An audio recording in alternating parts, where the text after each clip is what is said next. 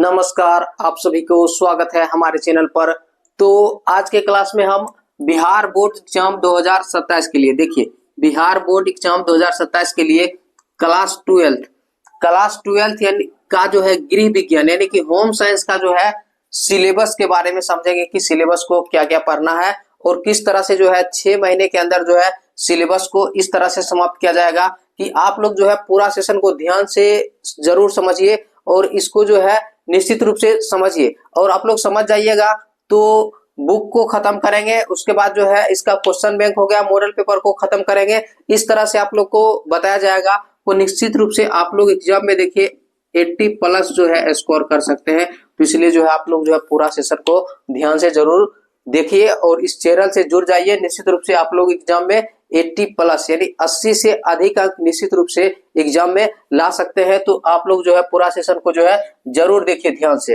तो देखिए, तो होम साइंस में सबसे पहले आप लोग को याद रखिएगा कि 26 चैप्टर को पढ़ना है। तो याद रखिएगा कि होम साइंस में कितने चैप्टर को पढ़ना है, 26 चैप्टर को पढ़ना है। इसमें कुछ चैप्टर बहुत बड़ा भी है और कुछ चैप्टर छोटा भी है, तो इसलिए जो है 26 चैप्टर को पढ़ना है और सही से पढ़िएगा तो निश्चित रूप से 6 महीने में ये सिलेबस क्या हो जाएगा, आप लोग का जो है समाप्त हो जाएगा। उसके बाद आप लोग का क्वेश्चन बैंक है हो गया, मॉडल पेपर हो गया, उसको जो है पूरी अच्छी तरह से जो है तैयारी कराया जाएगा।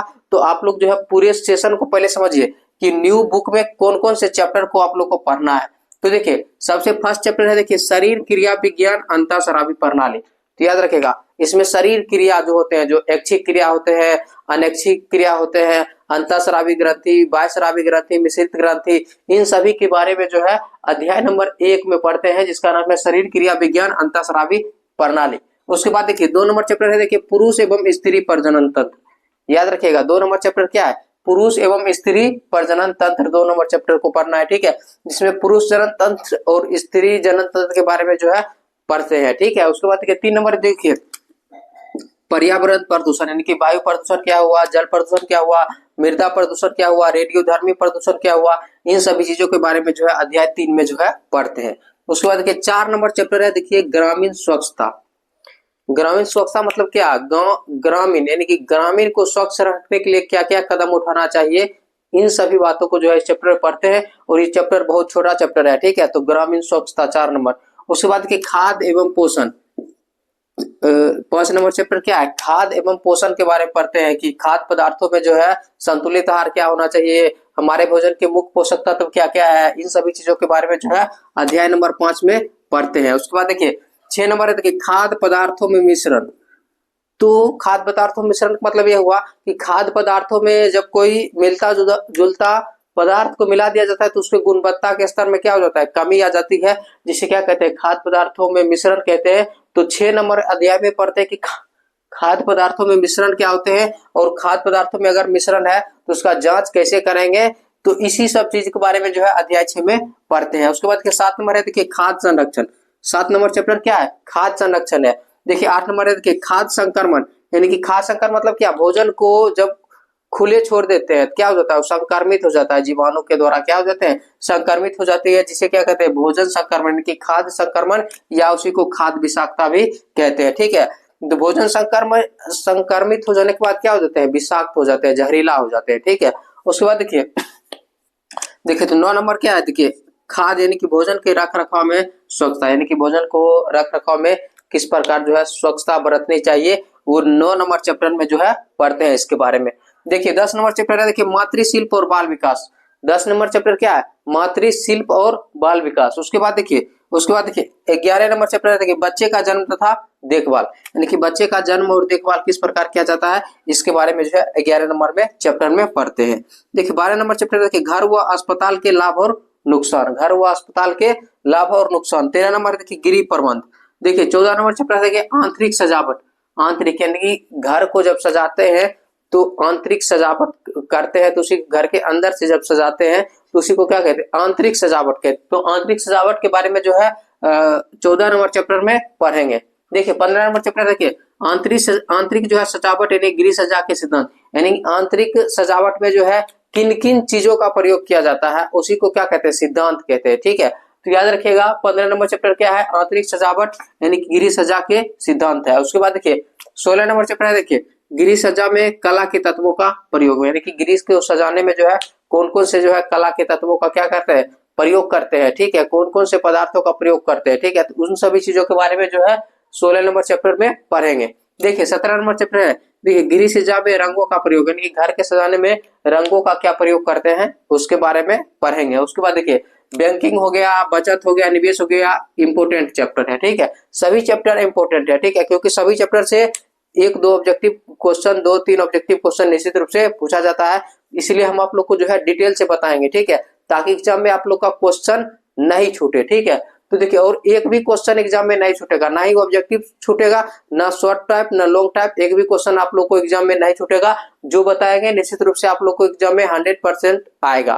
तो देखिए उसके बाद देखिए 19 नंबर चैप्टर है, देखिए अच्छा शिष्टाचार, बच्चों में अच्छा शिष्टाचार क्या होना चाहिए। उसके बाद देखिए देखिए 20 नंबर है देखिए वस्त्रों का चयन, 21 नंबर है देखिए सिले सिलाए को वस्त्रों का चयन, सिले सिलाए वस्त्रों का क्या करते हैं, चयन करते हैं, ठीक है, जिसको क्या कहते हैं, रेडीमेड वस्त्र कहते हैं। उसके बाद देखिए वस्त्रों की देखभाल क्या है, वस्त्रों की देखभाल। उसके बाद देखिए धुलाई के उपकरण है, उसके बाद देखिए धब्बे छुड़ाना एवं धुलाई प्रक्रिया हो गया, उसके बाद देखिए वस्त्रों का संग्रह है, उसके बाद देखिए बिहार की सुई कला, सूजनी व एल्पिक, इसके बारे में जो है पढ़ते हैं, इस 26 चैप्टर को पढ़ेंगे, ठीक है, और इस तरह से पढ़ेंगे कि एग्जाम में एक भी क्वेश्चन नहीं छूटते। 5 से 6 महीने में क्या किया जाएगा, आप लोग को बुक को खत्म कर दिया जाएगा। उसके बाद जो है क्वेश्चन बैंक में जो भी ऑब्जेक्टिव क्वेश्चन है उसको समाप्त किया जाएगा, क्योंकि क्वेश्चन बैंक में बहुत सारे ऑब्जेक्टिव क्वेश्चन का आंसर गलत दिया हो रहा था, तो उसको आप लोग सही करके क्या कीजिएगा, याद कीजिएगा। उसके बाद जो है आप लोग को देखिए 10 सेट एग्जाम पैटर्न के आधार पर जो है इसका मॉडल सेट का जो है 10 सेट कराया जाएगा एग्जाम पैटर्न के आधार पर। इतना आप लोग तैयारी कर लीजिएगा तो एग्जाम में एक भी क्वेश्चन नहीं छूटेगा। और मॉडल पेपर निश्चित रूप से एग्जाम में जिस प्रकार का क्वेश्चन पूछेगा उसी आधार पर आप लोग को मॉडल पेपर जो है दिया जाएगा। तो देखिए अब देखिए सिलेबस को समझ गए हैं कि कितने चैप्टर को पढ़ना है, तो आप लोग को सिलेबस समझ गए हैं कि 26 चैप्टर को पढ़ना है। अब देखिए एग्जाम पैटर्न को समझिए, एग्जाम पैटर्न क्या होता है। देखिए एग्जाम पैटर्न क्या होता है, देखिए तो एग्जाम पैटर्न में देखिए ऑब्जेक्टिव क्वेश्चन जो है, ऑब्जेक्टिव क्वेश्चन देखिए 70 मार्क्स का एग्जाम होता है। एग्जाम पैटर्न कितने मार्क्स का एग्जाम होता है, 70 मार्क्स एग्जाम होता है। देखिए ऑब्जेक्टिव क्वेश्चन देखिए 70 क्वेश्चन पूछता है, 70 क्वेश्चन देखिए आप लोग से पूछेगा, इसमें से बनाना पड़ता है 35 क्वेश्चन, और प्रत्येक क्वेश्चन के लिए 1 मार्क्स दिया जाता है, तो 35 क्वेश्चन के लिए 35 मार्क्स आप लोग को यहाँ से मिलेगा, ठीक है, समझिए 35 मार्क्स यहाँ से मिलेगा। उसके बाद देखिए जो शॉर्ट क्वेश्चन होता है, यानी कि जो 2 मार्क वाला क्वेश्चन होता है ना, वो देखिए 20 क्वेश्चन पूछता है। कितने क्वेश्चन पूछता है, 20 क्वेश्चन जो है पूछता है, और बनाना पड़ता है 10 क्वेश्चन।